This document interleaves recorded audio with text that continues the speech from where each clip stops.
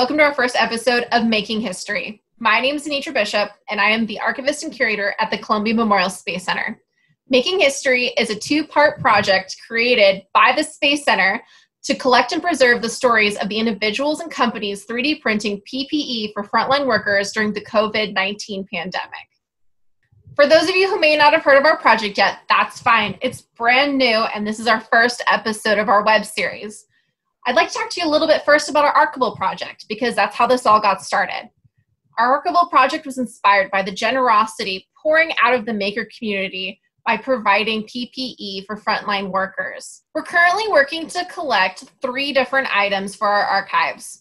The stories of individuals and companies 3D printing PPE during the COVID pandemic. We're collecting digital files that people are using for 3D printing of PPE. And we're collecting misprints of PPE. The misprints are being collected because, 1, we don't want to take away good quality PPE from our frontline workers. 2, because we want to have something physical to remember this event by in our archive. And 3, what better way to recycle an item than to put it in a museum? After deciding what our archival goals were going to be, we wanted to find a way to expand it to make this information more accessible for the wider public. And that's how we came up with this web series. Initially, the web series was designed to highlight those who donated their stories and their misprints to us. But it quickly became apparent that it could become a forum to speak about wider topics related to creating PPE in response to COVID. For our first episode, we're so excited to host the team at CoKreeate, a local 3D printing company. CoKreeate was actually one of the first companies that I personally saw on my social media working really hard to get PPE out there to the frontline workers. And they were a huge inspiration to me in creating this project. Let's get ready to talk to CoKreeate about how they're making history. Welcome to our first episode of Making History. With us today, we have the amazing team behind CoKreeate. We're so excited to have them on. We have been trying to do some sort of project with them for a while, and I'd like to go ahead and let them introduce themselves to you. Go ahead, guys. Hi, I'm Jewel Lynn Coe, and I'm Vice President of CoKreeate, co-owner and Vice President. So I'm Will from CoKreeate. I'm one of the co-founder along with Jules, my wife. I'm Adolfo Magical, or Eddie, as I go by. I'm product designer. Can you guys go ahead and tell us, for our audience, what CoKreeate is, what CoKreeate does, and how CoKreeate got started? So what we do is that we're pretty much a little small all-in-one house that does everything from reverse engineering to retail to classes to 3D scanning, stuff like that. And then how we started was more of a hobby. I bought my first printer in 2012. Kind of just was curious about 3D printing at the time. So I bought it and just kind of self-taught myself. And at the time, my wife Jules right here. Yeah, she was curious about it too. So I kind of taught her what I knew. And then she kind of just picked up and learned herself. So we kind of just taught each other as we went, what I knew, what she knew. And then she kind of just said one day, why don't we just kind of turn this hobby into a business type of thing? So we kind of just looked into it. Everything was self-taught, and then we kind of just bought the first machine, scanner, not knowing anything. And kind of just went off that, and here we are, years later. How many years have you been in business now? This is our 6 years. Since 2013. Yeah. Wow. Yeah, 7. Yeah, close to 7 years. Jules, Will, I know you guys started CoKreeate. How did Eddie come on to work with you? Would you like to take that? Okay. Well, we usually, like when we started, we would attend conventions, like comic conventions, just to promote and advertise our business. And so we attended WonderCon in Anaheim, and this guy over here, he found us there, and he started following us on social media, and he's just been very supportive. We did a giveaway, like a little free giveaway for our fans and supporters, and he was our first winner. And from there, he just persistence. Yep. Yeah. And from there, just became friends, family, and here he is now with us. you guys were one of the first groups that I saw on social media working to produce PPE for frontline workers during the COVID pandemic.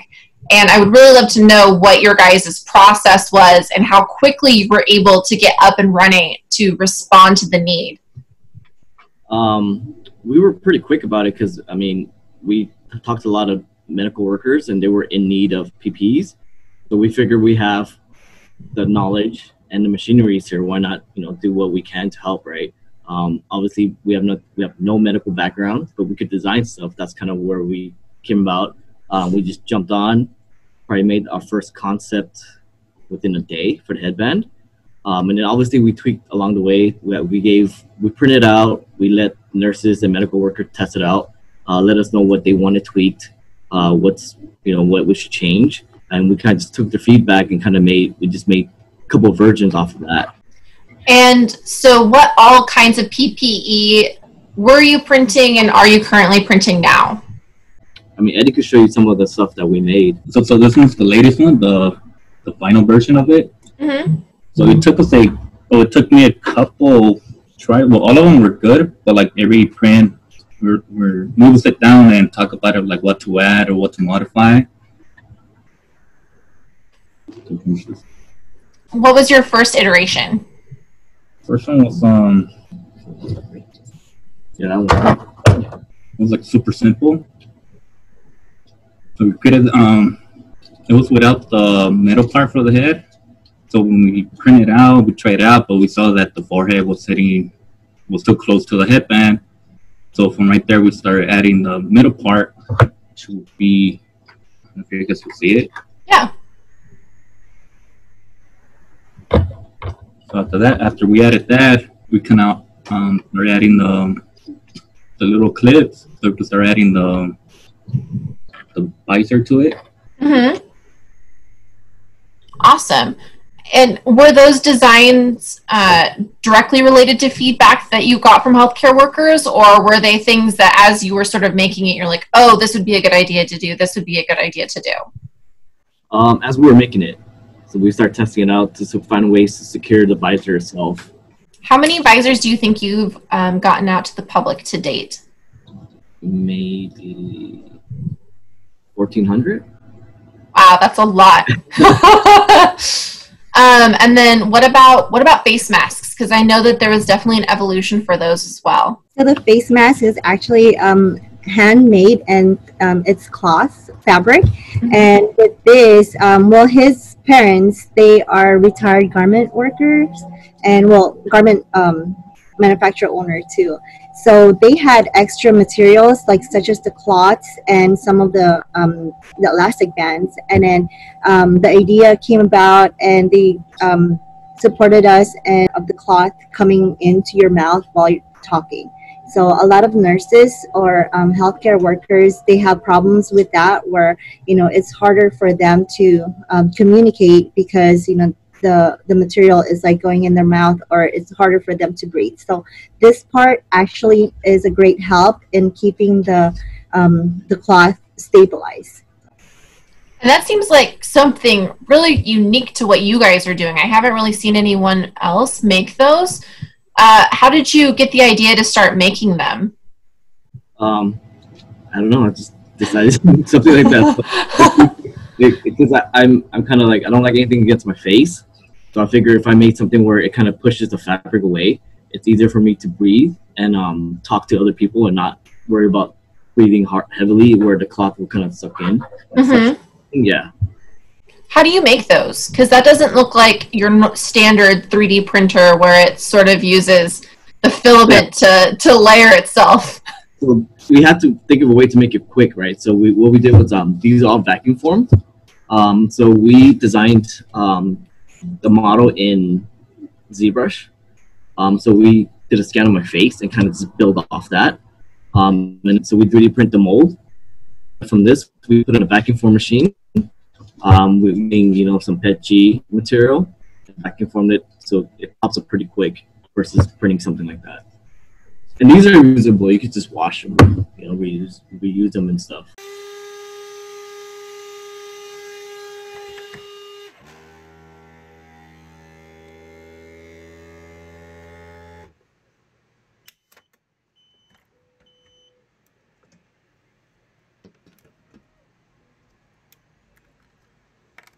Yeah. What other kinds of things would you normally use a vacuum sealing printer for? I mean, you can make molds and stuff. You can make like molds for chocolates, gummy bears, stuff like that. You can make masks, different masks. It's a lot cheaper than 3D printing itself. So yeah, you can make a lot of stuff with vacuum forming machine. Did the face covers also have different iterations as well? Yeah, I think we went through like 4 different ones before we came up with the final design. What were the driving forces for the different changes for each iteration of the masks? More fitment and the breathing, the way it's, it lets air in as well as coming out. Yeah, so we tested a lot of that until I was pretty happy with, the final version of it. What does the first version look like versus the final version? So the first version was like this. This is the mold. Mm-hmm. Right? So we'll cut the hole here and, you can breathe through. Mm-hmm. So this is the vacuum form of the first version. Was the hole inspired by Star Wars? Because it sort of it sort of looks like an little empire symbol. If you know, you know. I love it. Obviously, since I recognized it. You know. If you don't, you don't, right? That's great. And so what did the next one look like? The next one was the happy face. And then so the holes would be like, you cut out the happy face area. Mm-hmm. Yeah. And then our final one, well, our third one I don't have the mold for, but it was this piece right here. And then our final version was this piece. Oh wow! So yeah. Almost like Darth Vader's mask. Dare I say it? You just don't see it because it's inside, the mask itself. Yeah. We want something you can breathe through, but like you don't have to wear something so crazy looking in the public. People just look at you weird, right? So at least this is hidden on your standard mask. I love that you have a little bit of whimsy and fun with it. We have to, right? Yeah. No, I love that. So when you're printing all the different items that you're printing, there might be some sort of misconception that you print it and then put it in a bag and give it to someone. But I'm sure that's probably not the case. So I'd love to know what the process is from sort of uploading the file to having a completed item. In the beginning, well, we put together basically they would request whether they would want a face cloth mask or the face shield. So with that request, we'll pack it together and then just assemble the parts together, and either they can pick it up or they can have it shipped. We also provide them a disclaimer to let them know that this is not a medical grade or tested, and so therefore it's at your own risk. What about the 3D printing masks? Is there any sort of cleanup that needs to be done on those once they come off the printer? Oh yes, yeah. For the headbands, actually. So when we print it out, it comes out. You can kind of probably see it, a little bit stringy. So once it's out of the printer, we double check, we remove the support, take out the little strings attached to it, and make sure it's pretty good. And then what do those strings come from? It is from the printer. It's because sometimes it's too hot on the extruder, so it causes stringy stuff. So it's different settings and stuff like that causes that. How do you get all that stuff off? There's a couple of ways. I mean, for the most part, 90% of the print is pretty good. But for the leftover one, we just either heat it with a heat gun or like a torch lighter, and it'll just piss off the stringies. Yeah.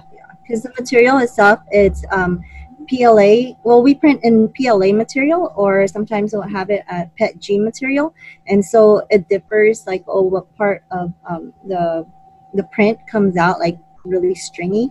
So we would have to clean it up and remove some of those the leftover parts of it. Can you quickly explain for us what PLA and PETG is and what the difference between the two are? PLA is biodegradable. It's easier to print for beginners. We use a lot of that just because it's easy to print, it's safer. And then PETG, it's a higher grade material. It's to take higher heat than PLA itself.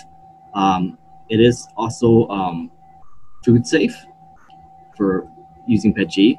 PETG is a little more harder to come by than PLA for at least the vendor we're using. At least during this whole pandemic stuff, it was hard to even secure filament itself because everybody was buying it up. That's kind of like the difference. It just depends on applications and what we're printing for different clients. PLA, it's biodegradable and friendly environment material, and it's made from like a cornstarch material from corn or cassava root. And PETG is, think of it as like water bottle type of plastic. Awesome, thanks. You mentioned that about 90% of the prints come out fine. Tell me about the 10% that are the misprints. The misprints, sometimes it's our fault. Like, we'll take it out and it will, flex too hard and something breaks, or it lifted up during a print on the printer itself, so we kind of toss it away, or just bad filament, so something like this. And we just, don't want to print it, so we just, It's too dangerous to hold. Really pokey right there. Yeah, wow. That's one of the bad ones. Or sometimes like the printer will stop extruding the filament, and then so it'll get jammed, and then it'll just completely stop, and it's not really a good use anymore. What do you normally do with your misprints? Do you just throw them in the trash, or do you try to recycle them? We try to recycle them, or if like anyone else wants to use it for other purposes, we give them out. Eddie, how is it that you got into designing specifically for 3D printing? Well, I was going for school for video game for level designer, so I started from right there, and I think one of my friends introduced me a video of 3D printing, so I kind of got more into that because I always wanted to do like my own figurine. Like one of my, I guess, goal was working like for DC Comics, doing little Batman and that kind of stuff. So I started doing more research, and I kind of like doing that. Like it was like a little bit more challenging, a little bit more fun, doing measurements and that kind of stuff. What kind of program do you use for designing? Well, there's a few programs that I use, but the most that I use is Fusion 360 and ZBrush. So ZBrush is more like organic type of stuff, like a digital clay. And Fusion 360 is a more hard surface, so you have to do a couple of measurements, type of stuff. How long does it take you to create a new design for any of the PPE? If I don't get distracted, probably like 45 minutes. If he doesn't get distracted. Well, that's kind of rare since Jules always distracting me, so like an hour or two. Your social media distraction. I mean, I'm a long-time procrastinator, so I definitely know about finding other things to do when you're supposed to be working. Yep. Was it your idea or someone else's idea to put sort of the fun little Easter eggs in the face masks? I don't know. I think it was more of Will. Because it all started because I didn't want to be home.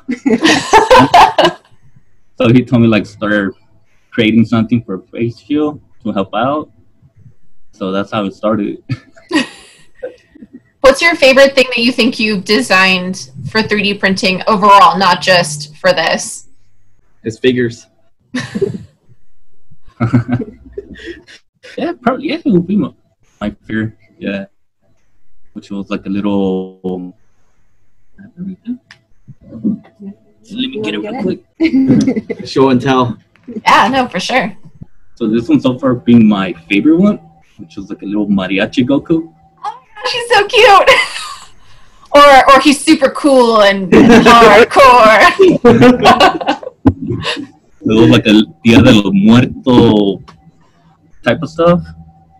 So I had to add Goku to it, because I'm like a big old fan of him. Right? That's awesome. That's so unique. I love that. You mentioned earlier that you donate about 1,400 of the face shields, and that is just an absolutely amazing amount of donation to our local community. How is it that you guys are financing that? We started a GoFund page, and then once the word got out that we were just kind of donating from our own pocket and what we can, people just helped out and started, just donating what they can as well. Is your GoFundMe page still active? It's still up there. We're also taking donations through Venmo. You can search up will-CoKreeate on Venmo and send us donations. Thank you. So we'll go ahead and we'll link their GoFundMe page for you guys if you're interested. So take a look at the description. We'll include that. Awesome. Thank you. What is next for you guys? What's on the horizon? Kind of go back to the norm. Right, start producing what we always do. Just what we usually do, 3D scan objects, reverse engineering, stuff like that. I mean, we're still producing PPE and stuff when we can. What item, other than PPE for right now, do you think is most in demand that you create? Well, we do produce the 3D printed figurines of like people just for cake toppers, special occasions. Right now would probably be graduation.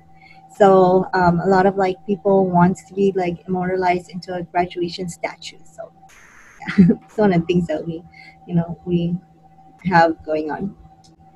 What kind of different machines do you have there? We have your standard, FDM plastic machines. We have resin printers, and we have full color sandstone printer that prints the little minifigures. Can you tell us a little bit more about the resin printers and about the sandstone printers? Because those are maybe a little harder to come by in the maker community. No worries. So the resin one it's liquid base, and it uses light to harden each layer. So certain ones has laser or LCD monitor underneath the printer, and just hardens liquid form. The resin printer is better for anything that's really high precision details, or some really small objects that has a lot of detail, or you need really high accuracy. The resin printing will be ideal for that. Yeah, something like this, kind of more. It's hard to see, but what kind of shinier? Yeah, you just gotta sand it down and put a clear coat on it, type of thing. For sandstone printing, it's more for visual purpose. It prints full color sandstone, but it is fragile, so if you drop it, it will break. We usually tell people it's kind of like ceramic, so you gotta be really careful of it. You can't print anything mechanical unless you're just more for visual. You just want to look at it and not have it work. So like Eddie mentioned, this was full color sandstone, so just print it in full color. Do you need to put any kind of clear coating on the sandstone? We do. So once it's like out of the printer, we kind of infiltrate it with the industrial super glue to give it a little more strength and stuff like that. We've talked a lot about the face shields and the face covers. I know that you're also doing ear savers, the little back straps. What do your guys' ear saver back straps look like? Something like this. I mean, we have different versions. This is the base. We also have some that has like logos right here and stuff that we made. Mm-hmm. How many of those are you producing? We kind of paused it for a little bit, but we have probably we could probably produce about 100 a day. We need it. Yeah. How many face shields can you produce in a day? It depends on how we print them, because if we print them single, we're probably pushing about maybe 50. We did do a design where we stacked three at a time, and that could probably put us. So this is a stacked version of it. Very cool. So with the stack version, we could probably print maybe 150 a day plus. Here's a stack design. Here's 6 pieces. Here's another 6. We'll have 9 here. 3 here. Another 9 here.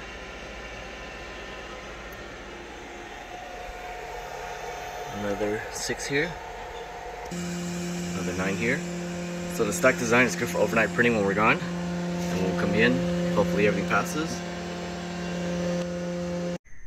Yeah. And then what about the little face shields, the face covers? Oh, those we could pop them pretty quick because it's vacuum formed. So give or take, we could probably pop 2 every 3 minutes. Wow. Yeah. Yeah. So they come in a sheet, and we have to trim them down and stuff like that. How have you seen demand for each product rise, decrease, and so on over the past few weeks?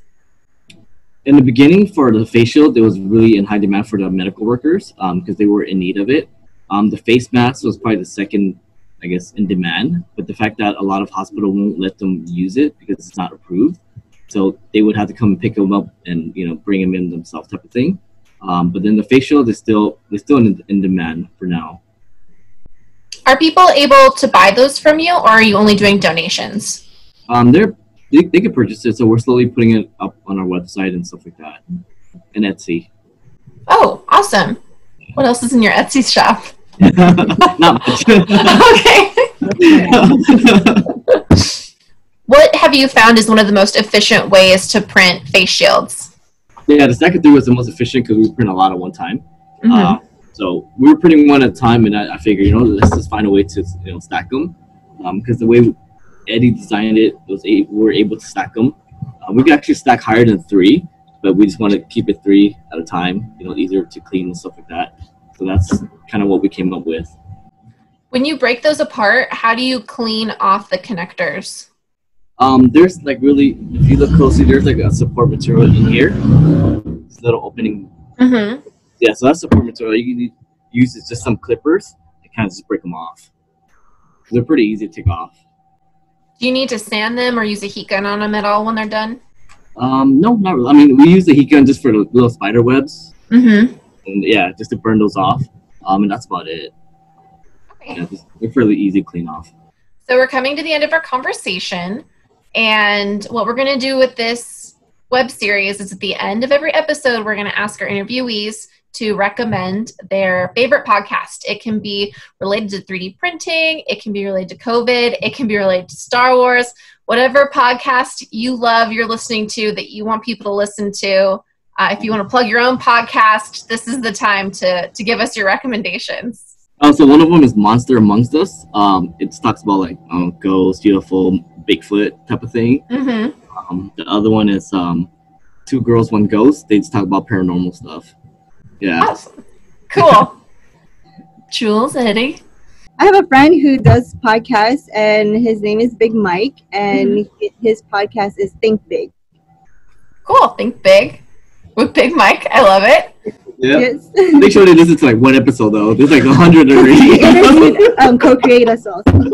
Oh, perfect. That's fine. Please listen into that interview. Okay. Eddie, what do you got for us? Anime is one of the longest anime that I've been watching since when I was in 4th or 5th grade. One Piece. It's been over 20 years already. It's still going. So it's about this kid that's trying to be the pirate king and stuff. He just gave his age away, by the way. Awesome. I love it. For everyone who's interested in what you guys are doing today, how can they find you? What are your websites? What are your handles? What are your tags? Let us know. You can find us at CoKreeate.com. That's CoKreeate.com, or follow us on social media on Facebook, Instagram, and Twitter at CoKreeate. Same thing, CoKreeate. Or if you'd like to purchase some of the masks or any other products that we have online, you can check out our Etsy at CoKreeate as well. Well, awesome, guys. Thank you so much for joining us today. This was so much fun getting to talk to you and hearing about the amazing things that you're doing there. Thank you so much for all the hard work that you're doing and all the amazing donations that you're doing for our local community. You guys are awesome. We loved you. Thank you. Take care. Be safe. And for everyone else watching, until next time, keep making history.